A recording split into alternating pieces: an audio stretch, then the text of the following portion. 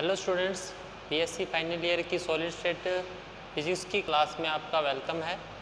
आज अपने पढ़ेंगे fundamental vector of primitive cell, अभाज्य कोशिका के मूलभूत सदिश। ये जो फंडामेंटल वेक्टर है ये एचसीपी स्ट्रक्चर यानी हेक्सागोनल क्लोज्ड पैक्ड स्ट्रक्चर के लिए अपने निकाल लेंगे। तो जैसा आपको डायग्राम में दिख रहा है, ये जो हेक्सागोनल स्ट्रक्चर है उसका नीचे वाला बेस है, देख सकते हैं आप, ये उसका बेस है और उसके ऊपर हेक्सागोनल स्ट्रक्चर है। मैंने हाफ स्ट्रक्चर या ये कह सकते हैं अधूरी स्ट्रक्चर इसलिए बनाई है क्योंकि मेरे को सिर्फ नीचे वाले ही फंडामेंटल वेक्टर नीचे वाले ही स्ट्रक्चर से अपने निकल जाएगी, और आप बड़ी स्ट्रक्चर बनाता तो कन्फ्यूज भी हो सकते थे। देखिए अपने पास 3 कोऑर्डिनेट होते हैं आई, जे और के,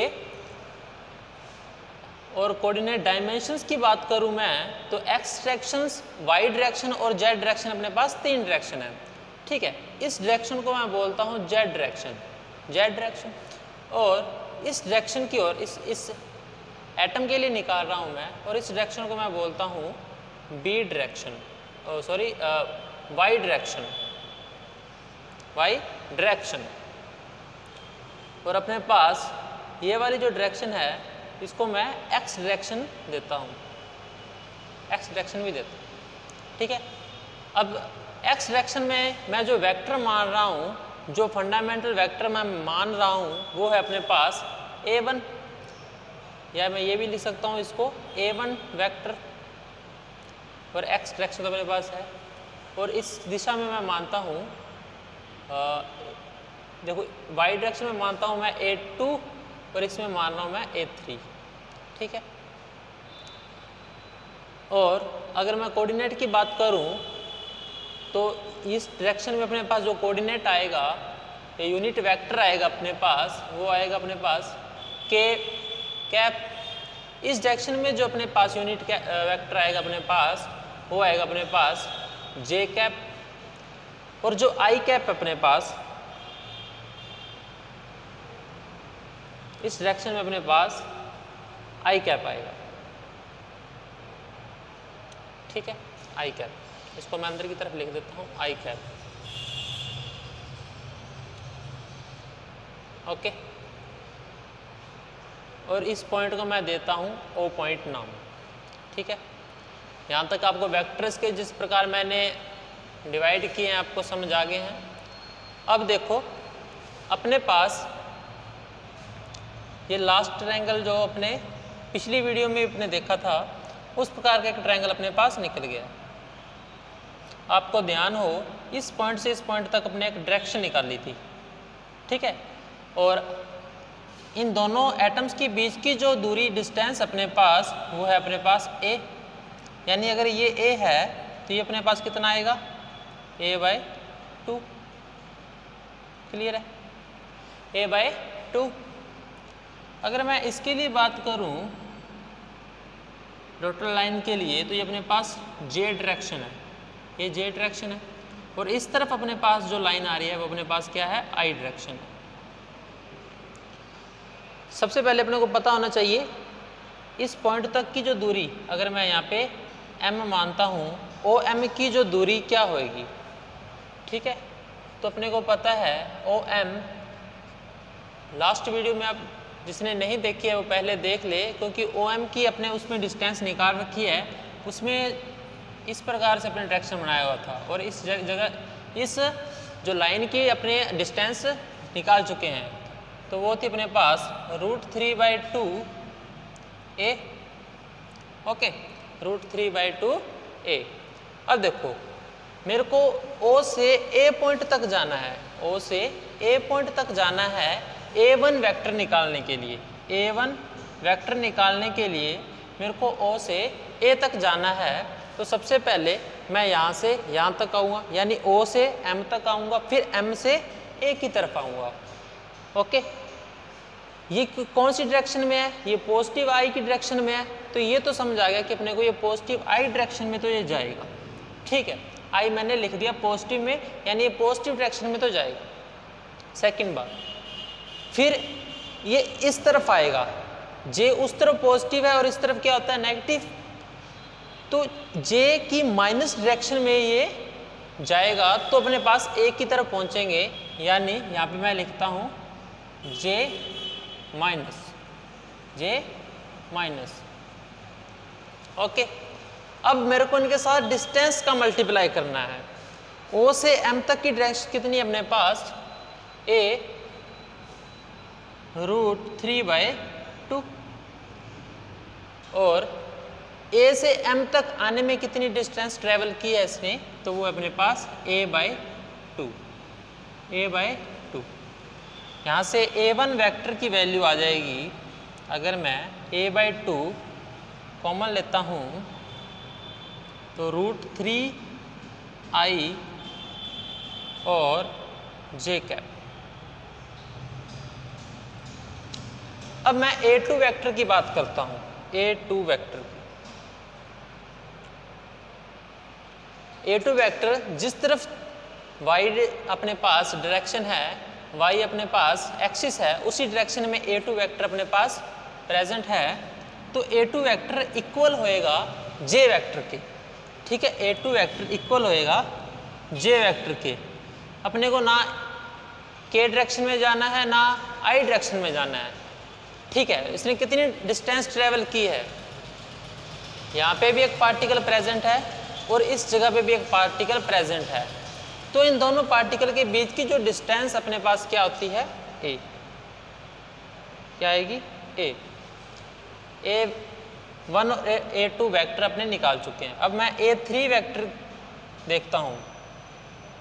सेम, ऊपर की ओर जो हाइट थी इस हेक्सागोनल की कितनी मानी थी? c। कितनी मानी थी अपने? c। तो जो k वेक्टर अपने पास या k कैप a3 वेक्टर है अपने पास, वो z एक्सिस के पैरेलल है। तो अपने पास एक ही अपने पास यूनिट वेक्टर आएगा, वो है अपने पास k वेक्टर। और कितनी डिस्टेंस ट्रेवल की है इसने? कितनी डिस्टेंस ट्रेवल की है? तो वो है अपने पास c। वो है अपने पास c। तो अपने पास a1, a2 और a3 तीन वेक्टर अपने पास आ चुके हैं, जिसको अपने बोलते हैं fundamental vector of primitive cell. Next बात करता हूं इसके वॉल्यूम के लिए। अब इसकी जरूरत नहीं है अपने को।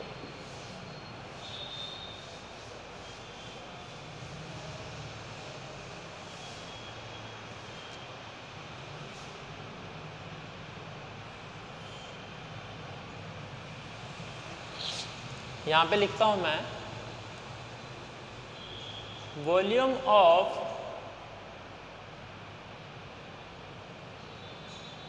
प्रिमिटिव सेल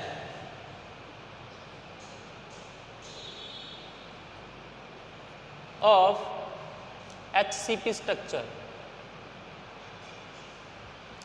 तो किसी भी फंडामेंटल वेक्टर अपने दिए हो तो वॉल्यूम अपने निकालते हैं V equal a1 vector dot a2 vector bracket में है जो क्रॉस a3 वेक्टर। अब जो v की वैल्यू अपने पास आएगी, a1 की जगह मैं लिखता हूं a/2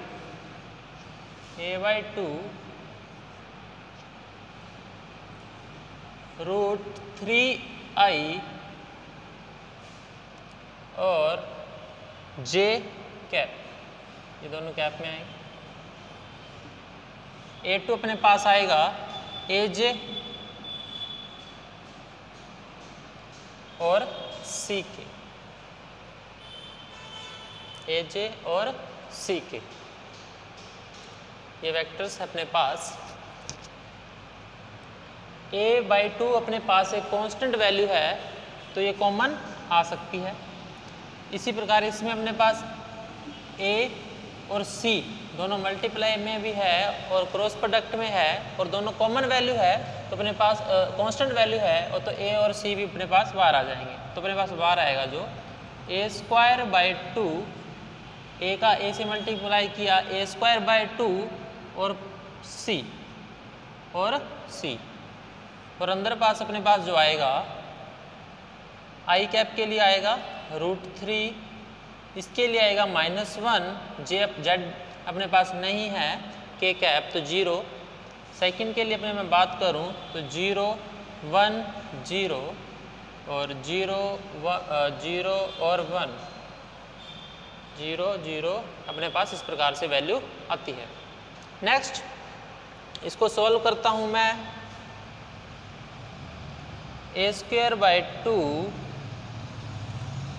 अच्छा C की वैल्यू अपने लास्ट वीडियो में निकाली थी, वो थी अपने पास C/A की वैल्यू निकाली थी अपने √8/3।